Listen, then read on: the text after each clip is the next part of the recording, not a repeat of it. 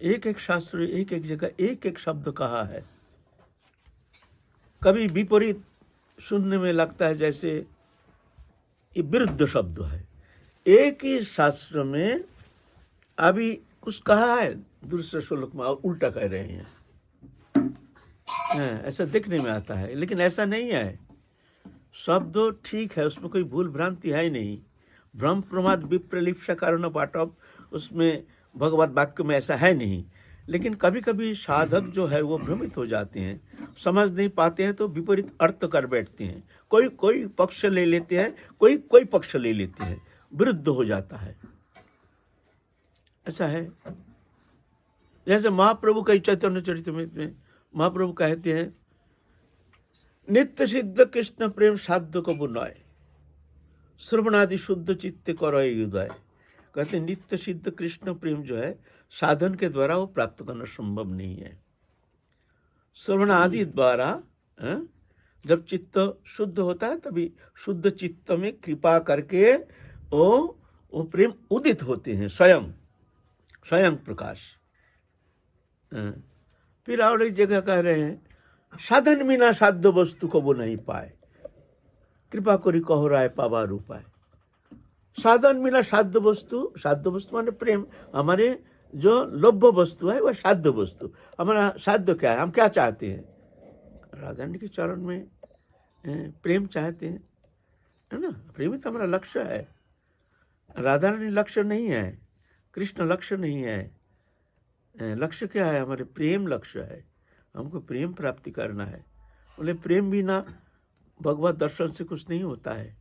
भगवान को दर्शन किए थे ब्रज में जब आए थे, कितना अघासुर बकासुर दंत वक्र शिशुकाल सभी तो भगवान को दर्शन किए थे। तो क्या हुआ? अघासुर का पेट के अंदर भगवान घुस गए तो क्या हुआ? प्रेम बिना बेकार सब। प्रेम है ना, प्रेम चाहिए। तो कहते हैं नित्य सिद्ध कृष्ण प्रेम साध्य को बुनाए। साध्य माने साधन के द्वारा जो प्राप्ति किया जाता है उसको साध्य कहते हैं। वो माने साधन करके प्राप्त करना संभव नहीं है, वो कृपा साध्य है। और उधर कहते हैं नित्य सिद्ध कृष्ण प्रेम साध्य को बुनाए, साधन बिना साध्य वस्तु को वो नहीं पाए, कृपा करी कहो राय पावारू। राय रामानंद को महाप्रभु प्रश्न कर रहे हैं, बोलते साधन बिना साधन वो साध्य वस्तु प्रेम प्राप्त होना संभव नहीं है। अब राम राय तुम कहो वो प्राप्ति का साधन क्या है बताओ? तो उल्टा हो गया ना, साधन करके मिलता नहीं है, साधन करके मिलता नहीं है। और इधर कहते हैं वो साधन करके मिलता नहीं है, कृपा साध्य है।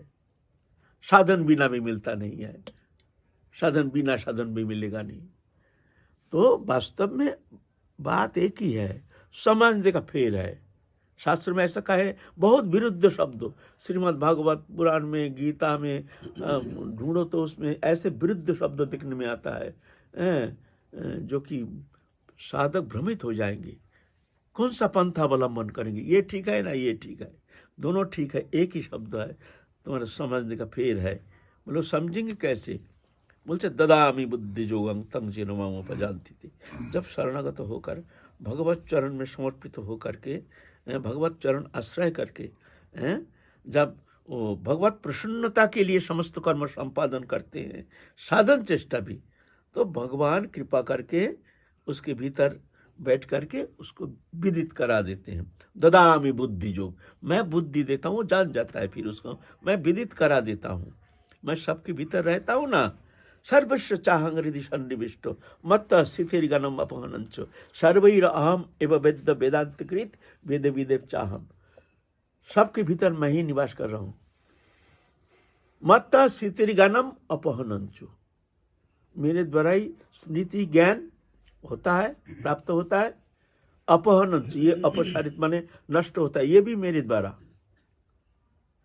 भगवान ही सब करते हैं ना।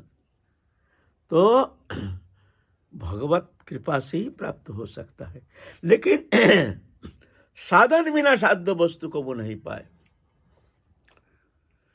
साधन चेष्टा, जैसे बच्चा माँ के पास जाकर के रो सकते हैं, लेकिन माँ की गोदी में चढ़ करके स्तनपान नहीं कर सकते। वो माँ कृपा करके गोदी में उठा लेंगे, स्तनदान करेंगे, तभी जाके वो अमृतपान कर सकते हैं, है ना। तो बच्चा खेल रहा है, माँ भी अपना काम में व्यस्त है, काम कर रहे हैं। अब बच्चा ऐसे रोना शुरू कर दिया, एकदम माँ माँ माँ माँ करके, हैं। अचानक गिर गया बच्चा, माँ करके एकदम आवाज बंद हो गया। माँ सब काम फेंक करके उठा के गोदी में ले करके ले बच्चे को मुंह में स्तनदान करती। क्यों? उसका जो चेष्टा, उसका जो व्याकुलता, वो देख करके दयार्द हो करके माँ समस्त काम छोड़ करके उसको गोदी में उठा लेते हैं। ऐसे ही साधन के द्वारा तो ये संसार से मुक्त हो सकता है, लेकिन वो प्रेम प्राप्त करना संभव नहीं है। उसके लिए तीव्र साधना माने साधन चेष्टा, साधन चेष्टा की तीव्रता देख करके भगवत करुणा शक्ति वो उतर आती है। तो हमारा साधन चेष्टा रुक गई, भगवत कृपा बिना कुछ होता नहीं है। वो तो साधन से होता नहीं है, हमारे उतना संस्कार नहीं है, भजन साधन तो होता नहीं है। जब प्रभु की कृपा होगी तब जाके भजन होगा, ऐसे कभी नहीं होगा, कभी होगा नहीं। तीव्र साधन के द्वारा होगा नहीं, लेकिन वो जो परिश्रम, जैसे छोटा बच्चा का जो तीव्र व्याकुलता देख करके माँ जैसे उसको आ करके सब काम छोड़ करके गोदी में उठा लेते हैं, ऐसे ही भगवान की करुणा है ना, और द्रवीभूत हो जाती है। जब तीव्र साधन करके चेष्टा करके हार जाते हैं, बार बार हार जाते हैं, छोड़ते नहीं। जो भगवत कृपानिष्ठ जो साधक है, जो भगवत चरण में समर्पित जो साधक है, जो गुरु चरणाश्रित जो साधक है, वो साधन चेष्टा कभी छोड़ते नहीं। मिले ना मिले, किसी भी अवस्था में हम पीछे हटेंगे नहीं, किसी अवस्था में हम पीछे मुड़ के देखेंगे नहीं। चाहे हम जल जल के तप करके मर जाएंगे, लेकिन हम यहाँ से लौटेंगे नहीं। ऐसे तीव्र साधन चेष्टा देख करके भगवान की करुणा शक्ति उतार आती है। इस तरह से साधन चेष्टा की तीव्रता करुणा द्रवीभूत हो जाती है। आकर्षण, तीव्र आकर्षण, आकर्षित होकर के वो ऑटोमेटिक विगलित होकर के उतर आती है। साधन चेष्टा रुक गई, कृपा रुक गई। अब साधन भजन करते नहीं, क्यों? कृपा भी न होती नहीं है, कृपा भी वहां रुक गई, तुम घूमो फिरो। तो साधन करके होगा नहीं, वो तो कृपा साध्य है। और तीव्र साधन बिना भी कृपा शक्ति उतार आके तुमको कृतार्थ नहीं करेंगे। इसलिए तीव्र साधन चेष्टा चाहिए। साधन चेष्टा में कमी आने से वो कृपा को भी होगी नहीं उतना, वो तो स्वतंत्र है ना। बोलो। कोई साधक तीव्र साधन करने की इच्छा रखते भी हुए तीव्र साधन नहीं कर पाता है, क्या ये भी कृपा साध्य है? तीव्र साधन करना भी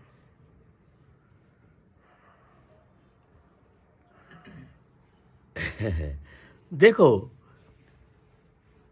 पहले अभाव बोध से कर्म चेष्टा। जितना अभाव बोध होगा तुम्हारा कर्म चेष्टा उतना अधिक होगा, है ना। पहले तो हमारे पैसा चाहिए, तो पैसा कैसे मिलेगा उसके लिए हम कोशिश करेंगे। नहीं, हमको चाहिए, कैसे भी चाहिए, कोई उपाय नहीं, फिर चोरी करेंगे, डकैती करेंगे। चाहिए भाई हमको, कुछ ना कुछ करेंगे, चाहे कैसे भी पंथा अवलंबन करें, हमको चाहिए। तो ये जो तुम्हारे प्रयोजन बोध ही हमारे कर्मों का प्रेरक है।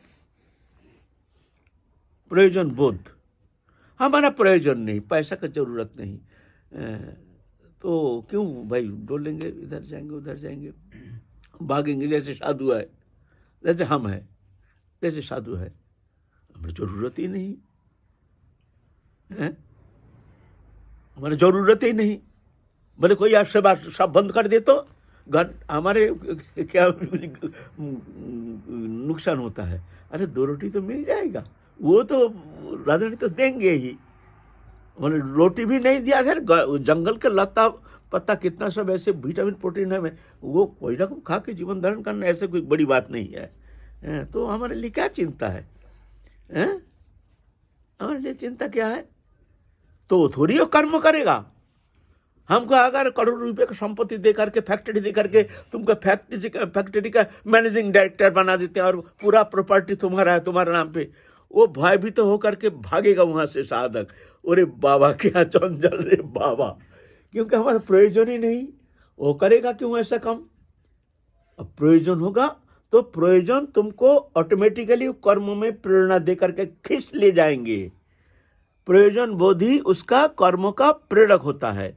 हमारे तीव्र भजन चेष्टा है ही नहीं, इच्छा नहीं। इसका कारण क्या है? हमारे वो प्रयोजन बोध जागा नहीं है, जो हमको ये मानव जीवन का सवाल है। इसी जन्म में, इस शरीर रहते रहते हमको परम मंगल साधन करना है।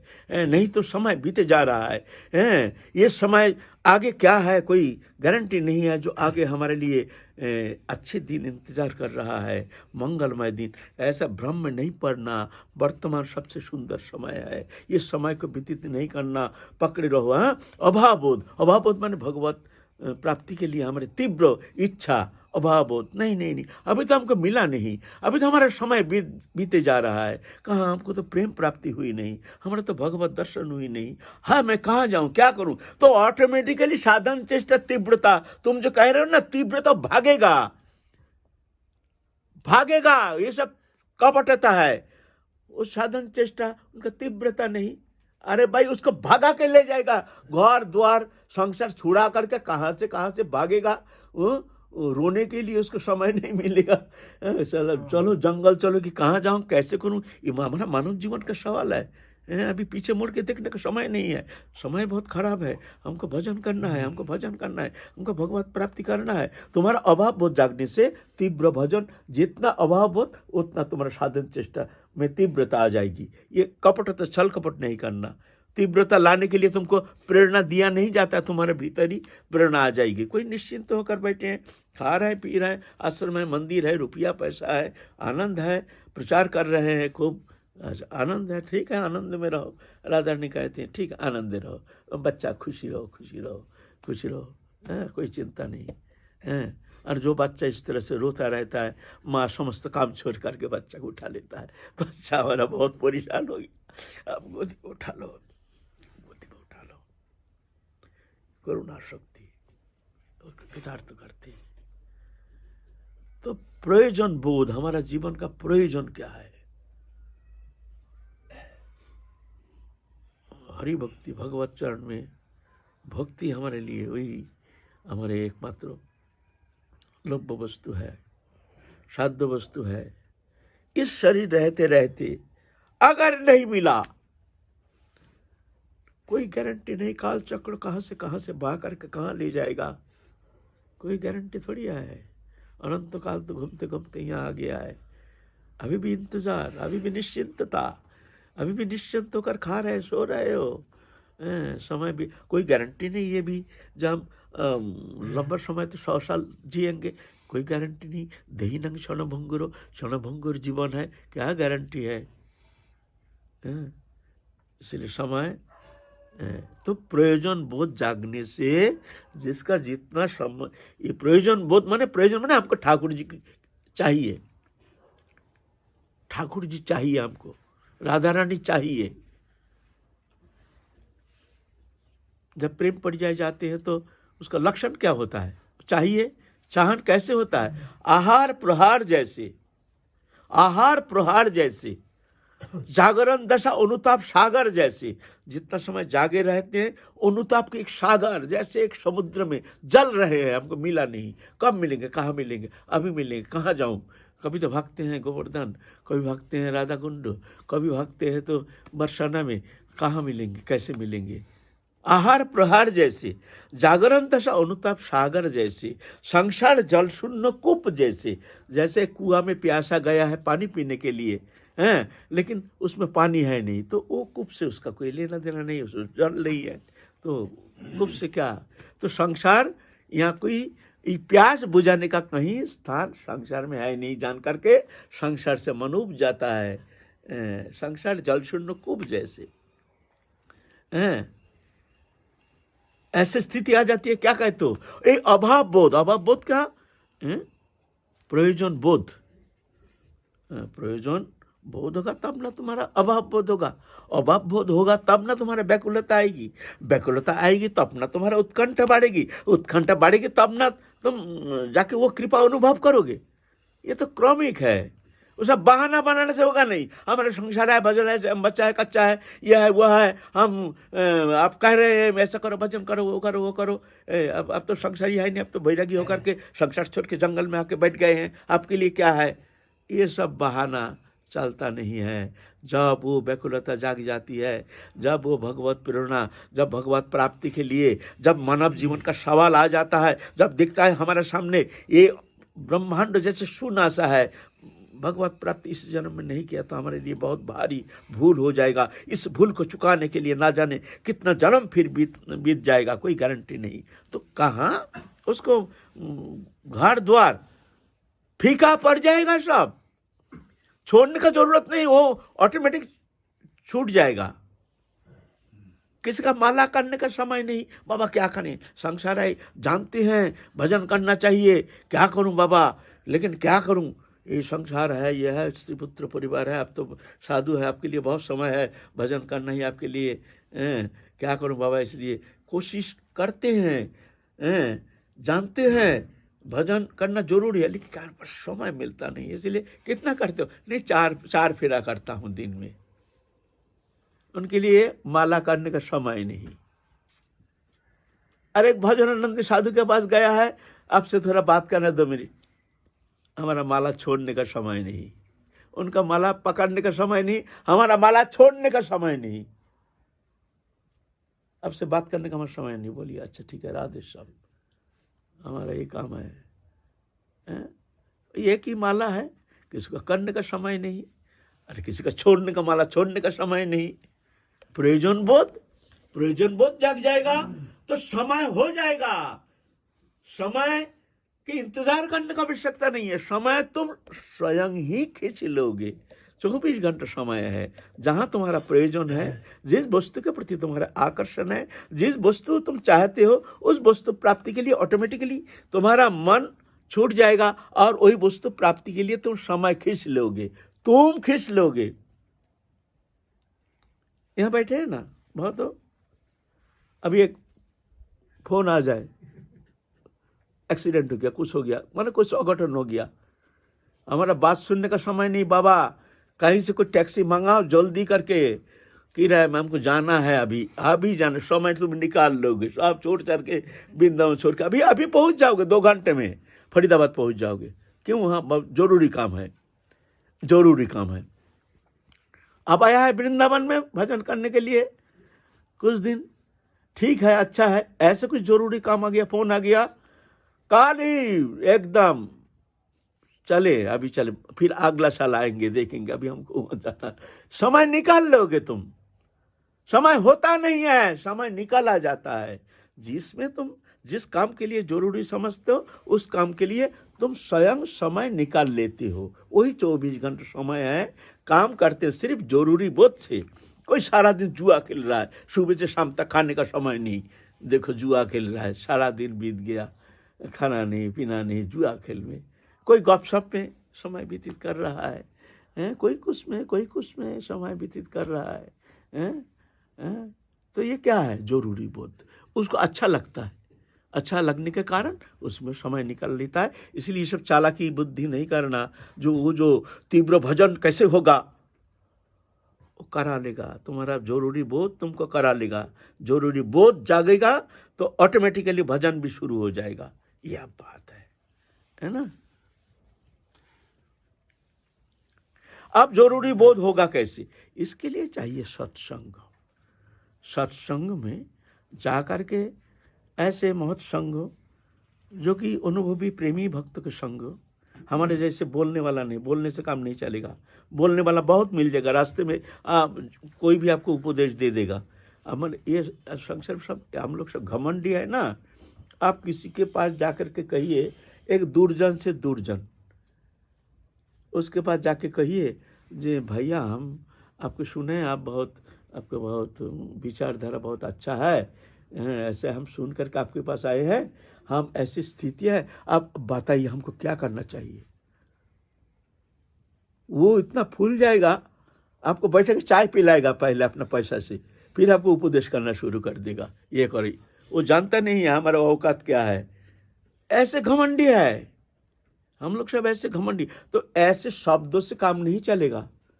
ऐसे प्रेमी भक्तों, उनके सानिध्य प्राप्त करना, ऐसे भक्त के मुख से हरि कथा श्रवण करना,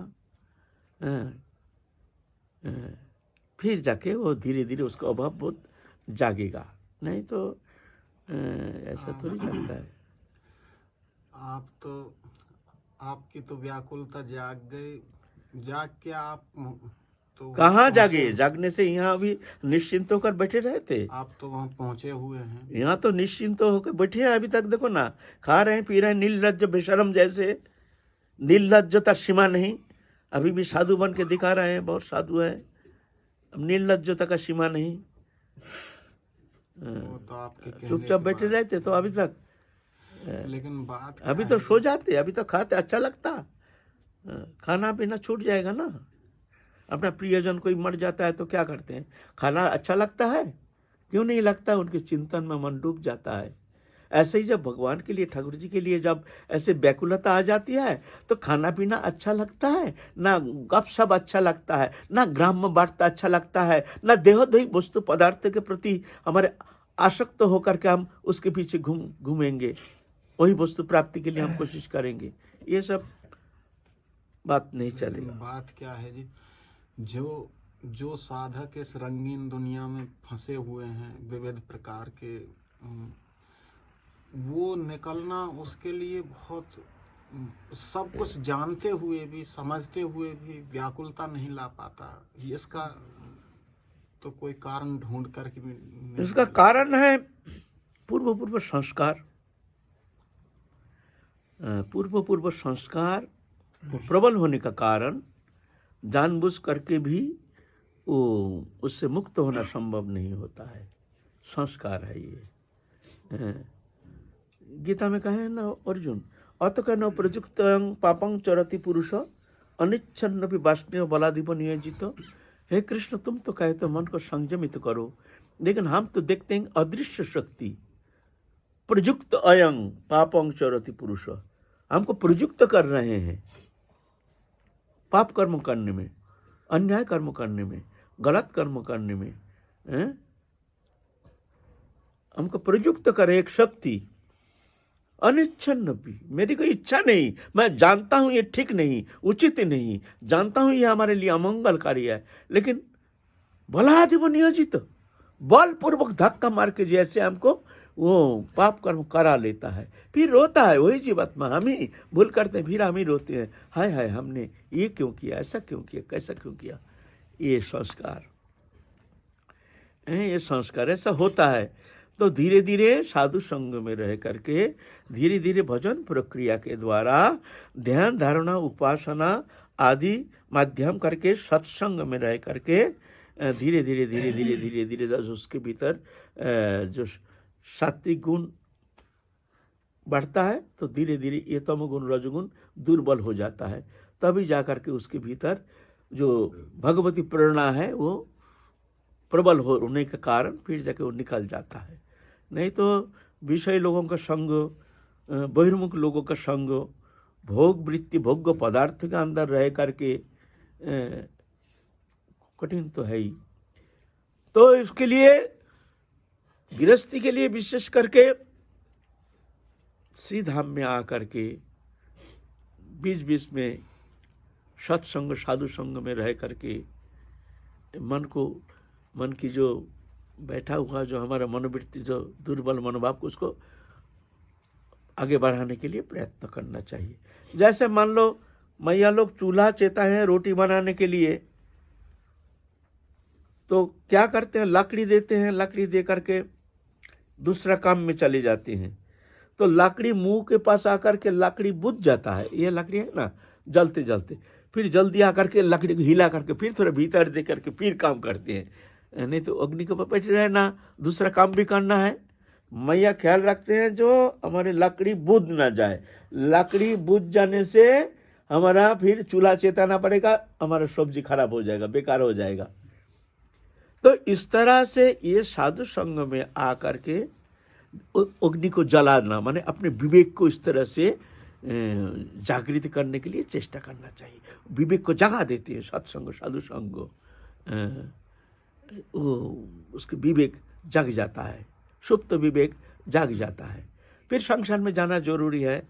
वहाँ जा कर के माया मोह में पड़ कर के कभी बूझ जाने का समय आ जाता है। जैसे मान लो हमारे भीतर कोई प्रेरणा है ही नहीं, भगवत प्रेरणा है ही नहीं, जैसे हमको भजन करने का कोई इच्छा ही नहीं, उस समय फिर वृंदावन में आकर के लकड़ी को थोड़ा जला करके आगे मैंने भीतर थोड़ा गुस्सा करके उसको जला के रखना चाहिए इस तरह से। क्यों? हमारा मानव जीवन का सवाल है, यह हमारा दुर्लभ मानव जीवन का प्रश्न है। तुम अगर मृत्यु के समय जब तुमको लेने के लिए आएंगे जमराज, तो तुम कहोगे प्रभु क्या करें? हम जानते हैं भजन करना जरूरी है, भजन करना चाहिए, लेकिन क्या करें? संसार में रह करके ऐसे माया में फंस गए हैं, माया हमको इस तरह से घेर लिया, तो प्रभु क्या करें? जानते हुए भी हम भजन कर नहीं पाए, हम कोशिश किए हैं। तो तुमको बोले इसको ले जाओ, उसको 0 नंबर दो, नंबर 0 तुम्हारा। बोले प्रभु ऐसा क्यों? हम तो जानते हैं आपके माया घेर लिया हमको, आपके माया के कारण हमने साधन कर नहीं पाया, हमारे लिए 0 नंबर क्यों? बोलते देखो जो संसार में आया है ये माया के अंदर से ही वो निकल गया। किसी के लिए अलग माया, जो साधन करते हैं, जो भजन करते हैं उनके लिए अलग माया, जो संसार में फंसा हुआ है उसके लिए अलग माया। बोले ऐसे नहीं है, जो साधन करते हैं उसके लिए और तो प्रबल माया, वो तो देखा ही नहीं। माया बहुविध माया है, माया है बहुत भांति, एक सृजे एक खाए, एक मिलावे राम से एक नरक ले जाए। माया का रूप इसीलिए जो संसार में आया है ये माया के अंदर से ही पार लगाया। जिसने पार लगाया माया के अंदर से ही पार लगाया। जो फंसा रह गया तो फंसा रह गया भाई, इसके लिए तुम्हारे लिए कोई नंबर नहीं मिलेगा। जैसे मछली है ना, वो हमारे बंगाल में ज़्यादा उधर बंगाल में मछली पकड़ते जाल, ताना जाल लेकर के आता है। जब सब मछली खींच खींच करके लेके आता है ना, आने से किनार में देखा है, देखा नहीं देखा है, किनार में लेके आता है तो उसमें बहुत सारे मछली आ जाते हैं जाल में। तो कुछ तो मुर्दा जैसे पड़ा रहता है, जैसे मरी गया, और कुछ थोड़ा सा पूंछ हिलाता है, और कुछ मछली फ्लम करके थोड़ा सा ऊपर उठता है फिर वहीं गिरता है, फिर ऊपर उठता है वहीं गिरता है। कुछ मछली तो चुपचाप है, फम करके एकदम ऊपर उठा किंतु गिरा जाल में, वहीं पर गिरता है। और कोई मछली ऐसे छलांग मारा जाल निकल के बाहर एकदम, और कोई मछली आता ही नहीं जाल में। ऐसे ही जीव है, कुछ मायाबद्ध जीव है, वो मुर्दा जैसे काल इस तरह से खींच रहा है, वो मुर्दा जैसे पड़ा है, कोई चेतन नहीं। और कुछ सत्संग में उसका पूछ हिलाता है, हाँ हाँ भजन करना चाहिए, भजन करना चाहिए, भजन करना चाहिए, वहीं फिर वहीं उसी में लिप्त, उसी में खाना पीना रहना, आनंद, बाल बच्चा, स्त्री पुत्र कुटुंब, अच्छा शांति। और कुछ तो फ्लम छूटता है ऊपर और वही गिरता है, फिर उठता है, वो बीच बीच में वृंदावन आता है, फिर जाता है, फिर संसार में, फिर आता है वृंदावन में, फिर काशी जाता है, बनारस जाता है, फिर वहीं पर, ऐसा करते करते दिन बीत जाता है। और कुछ तो है चुपचाप है मछली, फ्लम करके एकदम ऊपर उठ गया, फिर नीचे गिर गया। वो लोग कभी छोड़ छाड़ के घर तो जा, साधु तो बन जाता है, लेकिन जा करके वही माया फंस करके फिर जाके वही भोग वृत्ति में फंस जाता है ऐसे। और कुछ तो है तो ऐसे छलांग मारा जे वो जाल निकल के एकदम ऐसे आ गए, एकदम भगवत चरण में समर्पित होकर के माया पार लगा दिया। और कोई कोई ऐसे महत् पुरुष है जो कि ये माया का जाल में आता ही नहीं, ऐसे है। ये संसार, ये माया है, दो बीज जैसा गुणमयी माया दुरत्तया माँ में वजय प्रबद्धंते माया में तंग तरंती थे। ये गुणमयी माया पार लगाना सबके लिए संभव नहीं है। कैसे संभव है? न माँ में वजय प्रबद्धंते, जो मेरे शरण में आता है मेरी कृपा से वो पार लगा देता है। ऐसे भी सुना है कि जो प्रेम मार्ग पर चलते हैं उनको देवता तक बाधा देने आ जाते हैं, देवी देवता अरे बाधा क्या, समझ में ही आएगा नहीं माया क्या है। भक्ति जगत में जब आगे बढ़ोगे, जब साधक भजन करने आता है तो वो दैवी माया तो और प्रबल है। ये महामाया है और वह है दैवी माया। उसको पार लगाना तो बहुत कठिन है। तुमको परीक्षा करेंगे, ऐसे थोड़ी है छोड़ देंगे तुमको। कितना तुम निष्प्रिय हो, कितना निर्लिप्त हो, कितना उदासीन हो। तुम तो अभी परीक्षा आया नहीं, परीक्षा आने से पता चलेगा तुम पास करोगे कि फेल करोगे। पढ़ने से ही तुमको ऊपर क्लास में जा नहीं सकते, परीक्षा देना पड़ेगा। हम बहुत पढ़ चुके हैं लेकिन पढ़ने से होगा नहीं, तुमको परीक्षा दे के पास करना है। इसीलिए साधक के लिए भी ऐसा बोलने से होगा नहीं, बड़े बड़े बात करने से होगा नहीं। हम जैसे परीक्षा का सामना करना पड़ेगा। अर्थ आएगा, कितना लो, कितना रुपया, लाखों रुपया, करोड़ों रुपया, अरब रुपया ले। पहले तो नहीं, हम लेते नहीं, पैसा छूते नहीं, ये करते नहीं। फिर धीरे धीरे ज़्यादा पैसा आ जाता है। अरे भाई ये तो 1 करोड़ रुपये दान करना चाहता है, अच्छा ठीक है, इसको सेवा में लगाने से कितना आश्रम बन सकता है, मंदिर बन सकता है। भीतर में आ गया, पकड़ लिया कोई, बस तुम फंस गया। वो देखेंगे जब नहीं, एकदम ना, कितना भी धन संपत्ति आ जाए उससे हमारा कोई लेना नहीं देना नहीं। ऐसे ही कामिनी माया, वो भी छोड़ेंगे नहीं। ऐसा नहीं जंगल में बैठा है, तुम पास कर गया, संसार में हम गया नहीं, तुम पास कर गया, फुल मार्क्स, 0 नंबर। अभी तुमको परीक्षा में बैठना पड़ेगा, निश्चिंत रहना, तुमको बैठना पड़ेगा परीक्षा में। जिस दिन घर छोड़ेगा उस दिन पता चलेगा माया किसे कहते हैं। परीक्षा बैठना पड़ेगा, आएगा दैवी माया, जंगल में आ जाएगा तुम्हारे पास, एकांत में आ जाएगा। महामाया, माया आ जाएगी स्वयं। हरिदास ठाकुर को छोड़ा नहीं भगवत पार्षद, लेकिन वो पार्षद तो नु है, उनको गिरा नहीं सका। वो तो ऐसा नहीं सोचना। हर क्षेत्र में तुमको इसके बाद पहले कामिनी कांचन ये सब तो है, इसके ऊपर अगर तुम पास कर गया फिर और आगे परीक्षा है। माने जैसे स्कूल परीक्षा, फिर ग्रेजुएशन, ग्रेजुएशन के बाद मास्टर डिग्री, मास्टर डिग्री के बाद डॉक्टरेट, ऐसे ही परीक्षा है। बड़े बड़े परीक्षा, जितना ऊपर उठोगे उतना बड़ी परीक्षा। जो जहाँ से कमजोर है उसके लिए वहीं पर जाकर टोके, वहीं पर वही वस्तु आ जाएगा, वही वस्तु आ जाएगा। जहाँ थोड़ा सा दुर्बलता है, घाव पर ही चोट एकदम वहीं पर, जहाँ घाव है वहीं चोट लगेगी। फिर सब पास कर गया ना, हम स्कूल पास कर गया, ग्रेजुएशन पास कर गया, मास्टर डिग्री भी ले लिया, अब डॉक्टरेट। उसके बाद आएगा तुम्हारा ऐश्वर्य, जोगैश्वर्य, अष्ट सिद्धि लमनिधि, अनिमा लघिमा गरिमा प्राप्ति, प्राकम्म वसित स्थित यत्र काम वसायित, एक एक सिद्धि। तो उससे मुन, अरे एक सिद्धि के लिए साला जुग जुग तपस्या कर रहे हैं मुनि ऋषि, एक सिद्धि प्राप्ति के लिए, और अष्ट सिद्धि आकर के उसको परीक्षा करेंगे। इसके द्वारा हम जगत का कितना मंगल कर सकते हैं। राधा कुंड के बाबा पुरस्चरण कर रहे थे, जो गोराधाम, वहाँ भी सुना है ये पुरस्चरण किए थे, तो वो सिद्धि आ गया। सिद्धि आ गई तो हम सुने हैं, कितना सत्य हम जानते नहीं है, और सिद्धि को पकड़ लिया। जब हम इसके द्वारा जगत बहुत मंगल कर सकते हैं। हम राधा कुंड में इधर हॉस्पिटल बनाएंगे, ये बनाएंगे, वो बनाएंगे। जब राधा कुंड राधा रानी के स्थान है, दिव्य स्थान है, वहाँ साधु संत का सेवा अच्छा है, उनकी चिंता अच्छा है, पकड़ लिया, सिद्धि पकड़ लिया, रुक गई वहाँ। अष्ट सिद्धि आएगी, इतना सहज है, तुमको छोड़ेंगे। अभी तो शुरुआत हुआ नहीं। अरे ये तो सेठ का पल्ले में पड़ गया, हम लोग ऐसा सेठ का पल्ले में नहीं पड़ते, चलेगा नहीं। आएगा, परीक्षा में बैठना पड़ेगा, चिंता मत करो। जय जय श्री राधे श्याम।